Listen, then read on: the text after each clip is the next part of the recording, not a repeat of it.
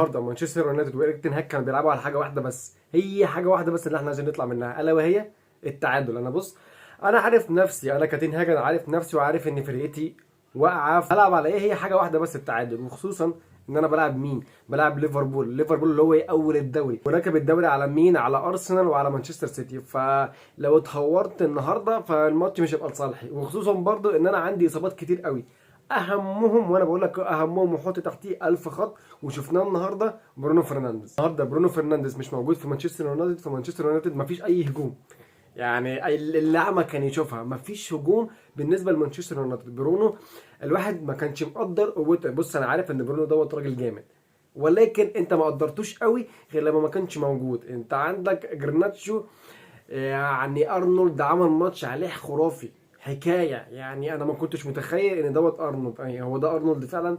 ده حط جرناتشو في جيبه حرفيا. جرناتشو النهارده ما عملش 2 سبرنت على بعض، اداء توب بالنسبه لارنولد. كان عندك هويلاند، يعني هو انا مش فاهم له، انت عم هويلاند انت مش بتلعب بس غير في دوري الابطال؟ يعني في بطوله اسمها الدوري، وغير كده يعني احنا مش بنشوفك غير في دوري الابطال، ودوري الابطال انت خلاص بقى يتبح منه مع السلامه، فمعنى كده ان احنا مش هنشوفك. يعني عيد حساباتك، انت بتلعب في دوري انجليزي مش في دوري ابطال. بص على اليمين مين؟ انتوني، اللي انا عمري ما اقتنعت بيه.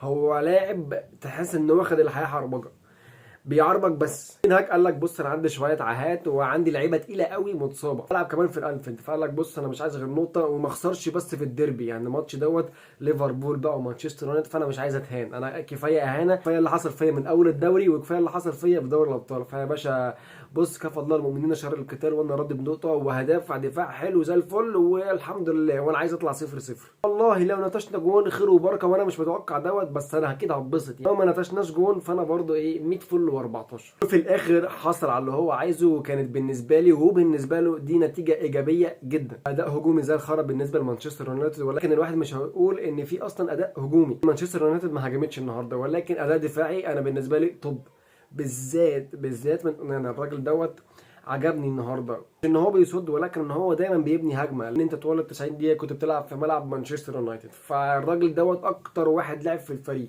فبالنسبه لي اونانا النهارده عمل ماتش. بقى بالنسبه لليفربول فهي ما عرفتش تستغل الوضع اللي زي الخرا بالنسبه لمانشستر يونايتد، ما عندوش هجوم ومش بيلعب غير دفاع بس النهارده، وبتلعب على ملعبك، فانت لازم تبقى في التوب فورم بتاعك. ال3 نقط دول لازم تاخدهم يمين شمال، لازم اخدهم. انت بقى ما اخدتهمش، ما اخدتش ال3 نقط وخسرت الصداره، يعني ما كانش ماتشك، ما كانش النهارده يومك، ودوت تقصير منك. انت عندك واحد زي نونيز، انت بتعمل ايه؟ انا ما شفتكش في الماتش، يعني الماتش كله كان في التلت الاخير عند مانشستر يونايتد، فانت المفروض تجيب لك جونين على الاقل. انت الماتش كله بتاعك، الماتش كله في ال 18 بتاع مانشستر يونايتد، فانت كنت فين يا باشا؟ انت راس حربه قسما بالله العظيم، انت راس حربه. يعني لويس دياز الجناح الشمال، فانت برضه كنت فين؟ انت كنت مع نونيز بقى في اللي هو كان فيه، فانت فانت كنت معاه.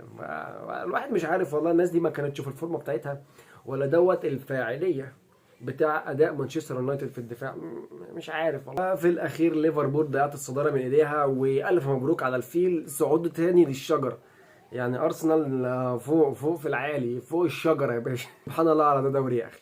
وبس كده، واخيرا وليس اخيرا كان معكم زيكا. انت لسه مش عامل لي فولو فانت فايتك كتير، اعمل لي فولو واعمل لي كومنت وقول لي ايه رايك فيه، في اللي بيحصل في الدوري الانجليزي دوت، واعمل شير. ولو انت مش عندي على اليوتيوب اعمل سبسكرايب، هسيب لكم اللينك في الديسكريبشن، او هسيب لكم اللينك يعني فوق الفيديو.